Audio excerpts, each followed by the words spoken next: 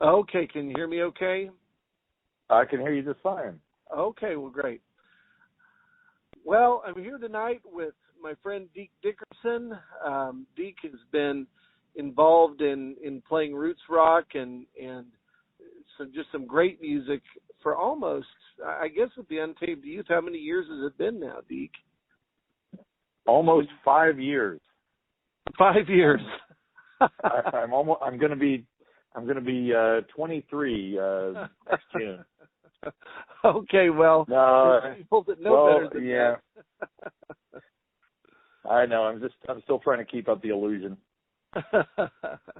When did the Untamed Youth kind of tear up Columbia, Missouri? Well, it actually frightens me to think about the fact that it's actually 30 years. Wow.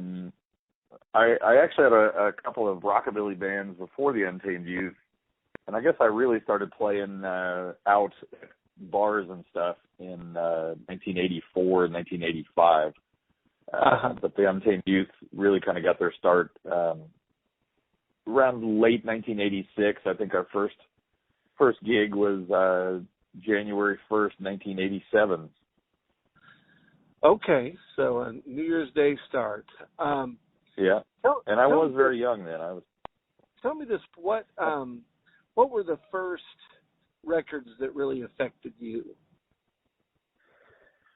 Well, when I was a kid, I always hated what was current at the time in the 1970s, and there was a weird sort of nostalgia resurgence of all this kind of 1950s music with Happy Days and American Graffiti and that sort of thing. And, you know, when I heard the music that all my friends were into that was on the radio, I couldn't stand it, you know, and I was 5, 6, 7-year-old kid at the time.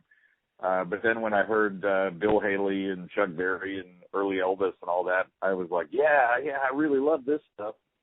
And so I always kind of joke about the fact that, you know, I didn't choose this music. It seems to have chosen me, because that's just really weird for a 6-year-old kid to be saying, no, I hate Led Zeppelin, but I love Bill Haley. You know? Was there any record that stood out or any artist that stood out kind of ahead of the rest? Well, it's hard to say, because I liked it all, and very quickly after I discovered it, I started vacuuming it in like an anteater, just trying to take in as much as I could. But I do remember the record that I probably played so much that the grooves turned white was Elvis's Greatest Hits, Volume 1. Okay. And I bought it the day after Elvis died, and it was the first record that I ever bought with my own money. Wow. Well, that's a good place to start for anybody. That's kind of ground zero. And so when you started having your rockabilly bands, by that time you kind of already become the inveterate collector and everything. So kind of as you moved out into, you know, further afield, were there any kind of more obscure people that drew your attention, or did you just stick with the basics? Well, you know, my dad and I got into record collecting, and almost immediately I started realizing that some of these real obscure people came out with great records. You know, maybe they only had one single or something like that. But, you know, at this point, I should probably interject the influence of the Springfield Bunch. At the time, they were playing under the name The Morels. Right. And I was sort of ingratiating myself with the club owners there in Columbia, and I was starting to go to shows, even though I was very young. I was about 15 or 16 years old when I first started seeing these people play.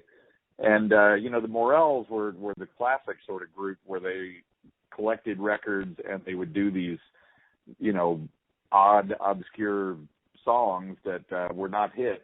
And I think they were probably the first ones that made me realize, oh, man, there's this whole world out there, you know. I mean, it's great, you know, if you're into 50s rock and roll, of course there's Bill Haley and Chuck Berry and Elvis, but then there's all these completely obscure guys out there like the Lonesome Drifter and you know, a million more like them that cut one record, and that was about it.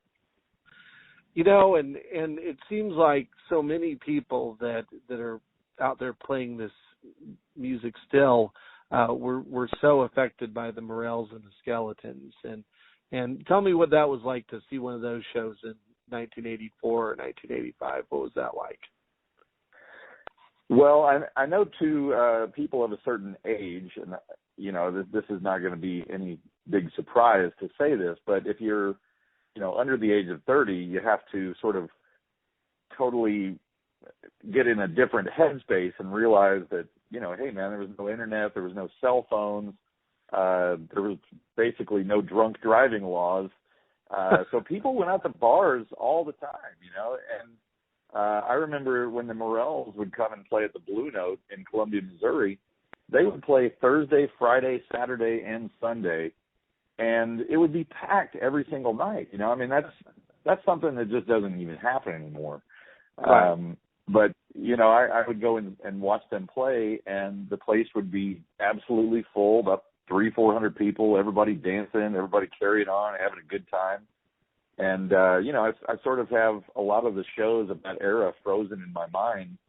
And today, when live music is such a low priority for so many people, I think about the fact, like, man, I hate to say it, sound like an old fart, but it really was better then, because there just wasn't as many distractions for people. People really appreciated live music, and they loved going out to see shows.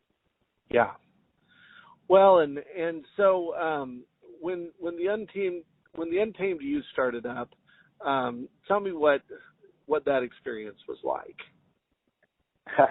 Well, just a bit of a backstory. I had tried having rockabilly bands, sort of in the wake of the Stray Cats and the Blasters and all those kind of bands. Uh-huh. And I discovered that it was very hard to get a rockabilly band together in central Missouri. It was hard to find musicians that were into it, and when you did find musicians that were into it, they were generally older and couldn't go out on the road, couldn't tour and things.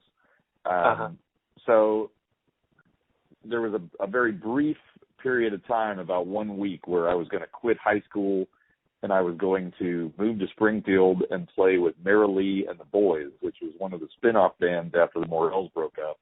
And I went down to Springfield and I hung out with Mara Lee and another guy who was recruiting for the band, and we jammed a lot, and we went and visited Lou, and we went and visited Donnie, and I just kind of thought, well, this isn't really what I want to do, and I really don't want to quit high school. So I went back up to Columbia, and I just decided, hey man, rockabilly is great, but it seems like it's too difficult to make this bumblebee fly with the musicians that I have available to me. So why not do something completely authentic, which is I'm going to recruit some guys in my high school, and we're just going to be a garage band, and we sort of played 60s garage music and some surf tunes, and it was basically all that we knew how to play because we weren't very good musicians at the time. And it was really fun. We locked ourselves in a little practice space, and we practiced almost every night of the week. And after about 3 or 4 months, we had a whole bunch of songs together, and I thought we were pretty good. And we went and did a little tour to New York and got signed to Norton Records and just started touring and putting out records for the next 4 or 5 years. It was a blast. Yeah. Well, and is there anything that kind of sticks out to you as, your favorite moment of that kind of early part of your career? Well, favorite moment is I'm not sure if I would classify it as a favorite moment, but, when I think about those times, we were on the road, we were traveling in a 1968 Oldsmobile hearse, and there was no money available for food or hotels. I mean, that was just out of the question. There was basically only money to put gas in the gas tank and get to the next gig. So a lot of times we slept in the car. A lot of times we would I remember driving to New York or driving to LA. We'd just stop in some city park, and guys would go out and sleep on the picnic tables, and a couple of us would sleep inside the hearse. And we would stop at grocery stores, and we would buy the cheapest generic brand SpaghettiOs or, canned pasta, and we would eat that unheated out of the can because it was 35 cents or whatever it was. And, it's hilarious to think about that now. At the time, I would not have classified it as a favorite moment, but, but it's definitely part of paying your dues. Yeah. And you don't. Hello?